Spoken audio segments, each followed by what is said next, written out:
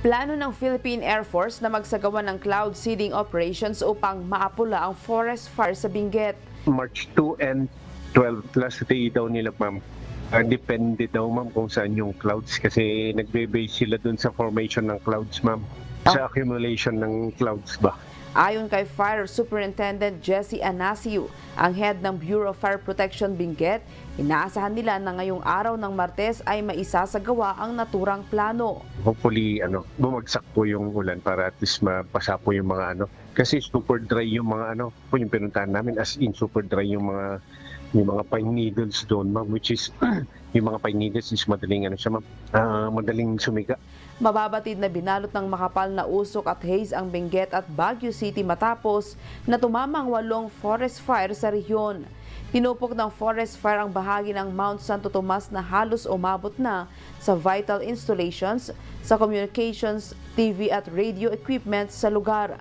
Samantala, idiniklarang fire out na bandang alas 10 ng umaga noong Lunes, March 11, ang nasunog na bundok na bahagi ng Tabawangin, Balili, La Trinidad, Benguet. Nakiki-coordinate kami kay DENR and likewise din dun sa mga LGUs po kung pwede silang magpalagay ng or mag-construct ng water reservoir or catch basin, ma'am, dun sa mga strategic areas sa mga kabundukan natin, especially dun sa mga reported na laging may forest fires po natin kasi yun po yung magiging katulong po natin, lalo na sabi ko nga inaccessible po yung yung mga ibang areas hindi natin mapuntahan through the use of yung mga fire truck po natin, ma'am. Malapit sa tanyag ng Mount Kalugong ang nangyaring sunog.